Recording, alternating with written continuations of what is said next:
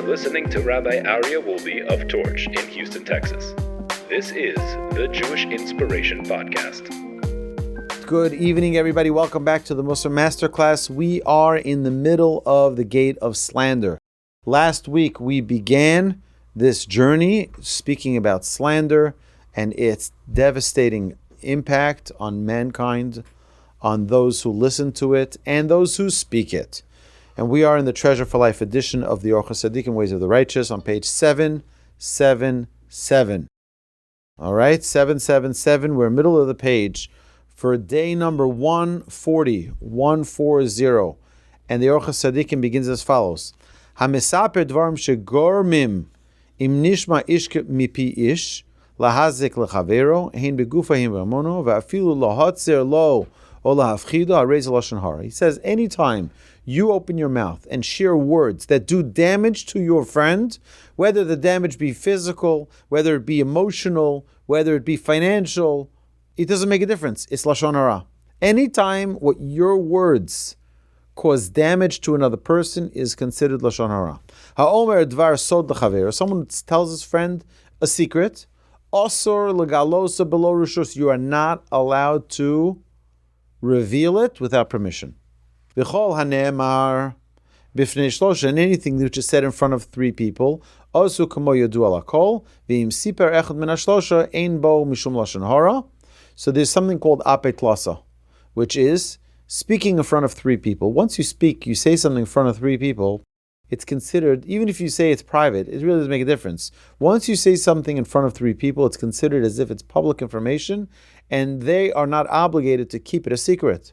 If you want something to be a secret, keep it a secret. I have a very dear friend of mine, and he always tells me, whenever we talk, he says, don't ever tell me secrets, because I'm terrible with secrets. I don't remember what I was allowed to say, what I was not allowed to say. If it's a secret, don't tell me. And I don't think that he really doesn't. He just doesn't want that responsibility, that if he did reveal for someone else's secret, he doesn't want to undertake that responsibility. Ve'aval imhu miskaven legalos yoser yesh bo mishum Lashon Hara. And if this person now is intending to reveal this to other people, even though it was in front of three, it is considered Lashon Hara. V'im ha'omer, he's here, hashomim shelo yigalu, afilu amru b'fnei rabim, yesh bo mishum Lashon Hara. He says, if the guy warns you and tells you not to share it, then it would fall into the category of Lashon Hara. So different than what I said earlier. Ka'ahu ma'aseh b'talmud echad. It was like the story of one student. Shegilo davar shenamar beis hamedrash. He revealed something that was told to him in the study hall. After 22 years, he revealed this. Ve'afke Rav Ami mi bei midrasha, and he was evicted from the study hall, from the Beis Medrash, by Rav Ami. Omar, Rav Ami said to him, Dein gale razia. This is a revealer of secrets. And he says still, there's another sin. So we see from that story in the Talmud in Sanhedrin that you're not allowed to reveal secrets. He says, but now we have another sin of speech, and that is the speech of rechilus. By the way, if someone tells you something privately, but doesn't tell it to you and warn you, this is a secret, don't tell anybody, I don't want anyone to know about this, they don't have to say that. They don't have to say that. If someone tells you something, you're not allowed to share it. Even if they don't forewarn you, telling you that it is a secret. Even if they don't say that, it's still considered a secret anytime someone reveals something to you. So what is rechilus? Rechilus is someone who is a talebearer, someone who runs around. A rochil is a peddler. He runs around peddling products. A rochil in rechilus is someone who peddles bad information about other people. Hanikreis Rechilus, which is called Rechilus. Ezo Rachel, who is a Rachel? Zeh sheton dvarim v'holich mizeh lezeh. Someone who says something and goes from one to the next. Ve'omer kach omar ploni. This is what so and so said. Kach v'kach shamati al ploni, and this is what I heard about him, and this is what I heard about him. And he goes around and he's constantly talking about what other people said or what other people did, or just information about other people. Afal pishu emes, even though what he's saying is true. He is destroying the world. And we were warned about this. As the Torah says, do not be a gossip monger, a talebearer among my nation, among your people. You reveal a secret that someone told you privately into the public. V'tanya minayin l'dayon l'kishiyetze, and that we learned, how do we know that a judge emerging from a trial should not say, Lo yomar ani mizake v'chaveri mechayvim, I rule innocent and my colleagues ruled guilty. You're not allowed to reveal what it is that you, if you're a judge of 3 is the smallest, but you have the judge of 21, you have the judge of 71, and you're not allowed to reveal what the other judges said or what you said. I said he was innocent. They said he's guilty. What can I do? They're the majority. That's why the verse states, do not be a talebearer among your people, and one who reveals a secret is a talebearer. You're not allowed to share private information. And leaked anonymous sources, are definitely not appropriate. He says, be very, very careful from Lashon Hara.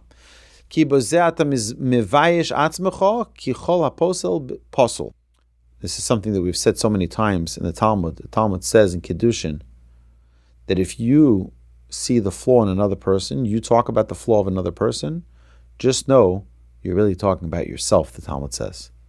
You're talking a flaw about another person, it's really you who suffers with that flaw.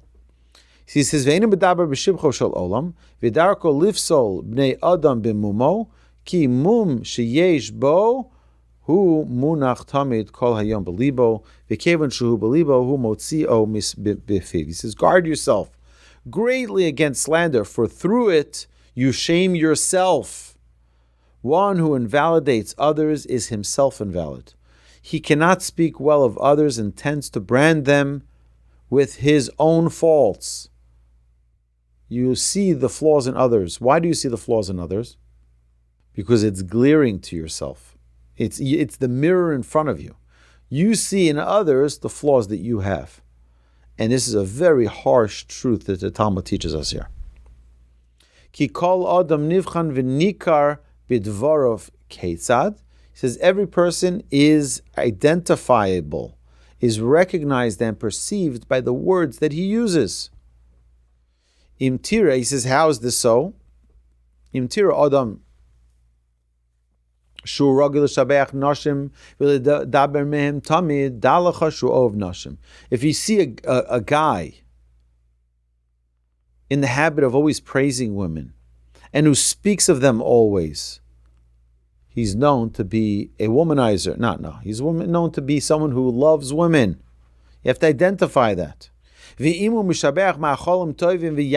Someone who is always talking about food and wine. And this is what his occupation is. He's a glutton. Because all he's talking about is food. All he's talking about is eating.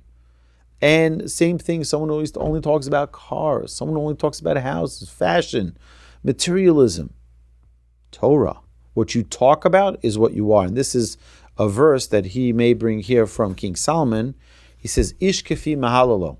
You can tell a person by what they praise. You can tell a person by what they talk about. Someone who talks about quality things is a quality person. Someone who talks about nonsense is full of nonsense. And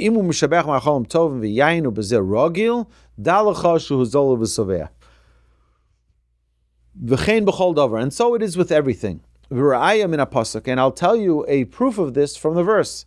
Ma'ahavti yisorasecha kol yom yisicho. See, the verse states in Psalms, how much do I love the Torah? It is my conversation all day. Something you love, you talk about a lot. You know, there's an amazing statement that I heard today in the name of one of my favorite rabbis ever, Rabbi Noach Weinberg of blessed memory. He used to put his children to sleep every night. And you know what he used to tell them? I love you so much. But you know who loves you a heck of a lot more? God. God loves you more than you can ever imagine. Much more than me or your mom. This is Reb Noach Weinberg used to say this to his children every single night. I love you so much. Hashem loves you so much more you can't even imagine. This is true. This is something we need to... And he always spoke about this. Reb Noach Weinberg always spoke about this. So what does it tell you about him? He was a person who always loved God. Because that's what he's talking about. Because I love your Torah. That's what I talk about all day. Perush bishvil shani oheves haTorah. Because I love the Torah, la'olam ani medaber bo. Therefore, I always talk about it. You see, people who love Torah always talk about Torah. People who love attention will always be seeking attention. Right? Those, whatever it is that you love, are the things that you talk about. Kol ki kol davar sha'adam ohev belibo hu tzarich tamid ledaber bimenu. Whatever a person loves deeply in his heart, he always talks about it. All right, so now he continues. Baal halashon mechapes la'olam mumei bnei adam. He says, someone who loves to talk and slander and walk around and tell people all the horrors of other people, such a person is always searching for the flaws of other people. He's always looking. You see that guy? You see that guy? He's looking at everybody. He's talking about everybody. He's looking to talk about them. He says he's like a fly. You know those bothersome flies that whenever you're trying to talk, they're annoying you. Why are they annoying you? He's going to talk about it in a second. He says, where do they go? Shehem yonuchu la'olam al malkam alichloch im yesh ba'adam shchin hazvuv menichim esaguf v'yesh v'alashchin. He says, what happens if a person puts dirt out? What gets attracted to the dirt? The garbage? The flies. The flies are attracted to garbage. See, he says, if you had boils, the flies would forego your body and go straight to the boils. They go straight for the dirt, for the filth. Kachu b'Lashon Hara. He says, so too with someone who speaks Lashon Hara. Meniach kol hatov ba'adam u'medaber min hara. He says, this person who only sees the bad, there's so much good in that person. But he can't help himself. He has to look at the bad. We also have flaws. You know, it's an amazing thing. In marriage therapy, I talk to a lot of couples who are facing challenges. And one of the things that I try to do with couples, and I always tell them, go to a therapist, go to someone who's thank you so much. Someone who's really skilled in helping couples who are facing challenges. I tell them, what are the qualities that you loved about each other when you got married? Right? Those qualities don't run away. But now, instead of focusing on the good stuff, you started focusing on the not so good stuff. But those not so good stuff were always there. And you even always noticed it. But you decided to focus on the good things. If you want to live a happy marriage for 120 years, for 100 years, if you get married when you're 20, focus on the good. Because the minute you start focusing on the no good, which everyone has at all times, everyone's got a basket of good stuff and a basket of not so good stuff. What do you want to focus on? That's the question. If you want to focus on the good stuff, you'll be happily married. You want to focus on the negative stuff, which every person has, even your next spouse, and the next spouse, and the next spouse. They're all going to have negative. This is the challenge in our world, is everything has become disposable. We've become a disposable world. Chad pa'ami, one-time use. You use your plastic fork, you throw it out. Use your plastic plate, throw it out. Use your plastic cup, throw it out. So marriages have become single use, disposable, recyclable. And it's tragic because it used to be that people had workshops in their garage where they wouldn't throw out a broken chair. They would fix that thing. They would fix that chair. They would bring it into their workshop and they would drill and they would glue and they would this and they would that because it's precious. It's something. It's an heirloom. It's something. Today, it doesn't mean anything. Throw it out. People throw out everything. There's no more value. And that's a very, very tragic thing. A person needs to find the good. I want to share with you an idea. I mentioned this today in our Kenny and Ziggy Lunch and Learn. An amazing idea. You know, the first mitzvah that was commanded to the Jewish people, first mitzvah in the Torah that was commanded to the Jewish people when they left Egypt,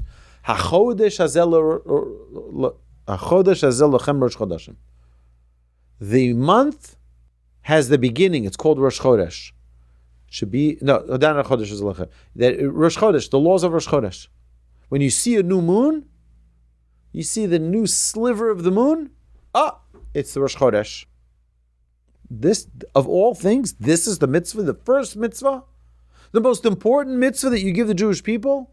Rosh Chodesh, the laws of Rosh Chodesh. It's an astonishing thing. Why? Why is that the most important mitzvah? And also, why are we saying the blessing on the new moon when it's weak, when it's so small? Shouldn't we make the blessing when it's at full power? In the middle of the month, you got a full moon, like tonight. That's perfect. That's the right time. Why are we reciting a blessing on the moon when it's so small? Our sages tell us the Jewish people are like the moon. God is like the sun, and the Jewish people are like the moon. Sages tell us when you see even the slightest sliver of goodness in another Jew, recite a blessing. Say blessing. Say, look how blessed he is. Look at the good. Look at that little sliver of good. Because everybody's got within themselves an awesome treasure of goodness. So we look for the little sliver in every person. Sometimes it's covered with a lot of facade, with a lot of fake, with a lot of, people have to show themselves as being big and being heroes and being special and being show-offy, whatever it may be. Person needs to allow themselves to see that little sliver of goodness. Hashem says that's the first thing. You're leaving now Egypt. You guys are all slaves. I know you have a slave mentality. You're going to need 40 years in the desert. Don't forget, always find the good in another person. It's a very, very powerful lesson. And we'll tell you a little story about one man. Shaholach im chacham basad v'rod nevela achas mesarachas amar osa adam kama masrachas nevela zu. So a group of students went with their rabbi, and they were going through a forest. In the middle of the forest, they smell the stench. They see that there's a dead carcass of an animal. So they say, it's disgusting. What a terrible smell. What did the rabbi say? Kama levanim shinei, but look how beautiful his teeth are. Look how beautiful his teeth are. Hachacham ochiach la'osa adam ve'amar lo. Lamar tomar hagnai shala, tomar shvach. Why are you saying that what the sage was telling his students wasn't anything but don't look at the negative. Look at the positive. Focus on the positive. A person should always talk about the positivity, about the positive that there is in this world. There's so much good in this world. Person must take the opportunity to identify the good that is around him and to praise it. You hear this, Mark? It's an important thing. You got to look for the good. You got to look for the good. Search for it. It's there. It's waiting. Just identify it. How many people get so encouraged it changes their life because one person saw their virtue. One person brought their qualities to light, and that saved them. Particularly our own children. We have to find the sliver of good. You're going to have children, some are going to be easier, some are going to be more difficult. You've got to find that sliver of goodness in each one and praise it. Praise it. Bring it to life. All right, my dear friends, this concludes day number 140 You've been listening to Rabbi Aryeh Wolbe on a podcast produced by Torch, the Torah Outreach Resource Center of Houston. Please help sponsor an episode so we can continue to produce more quality Jewish content for our listeners around the globe. Please visit torchweb.org to donate and partner with us on this incredible endeavor.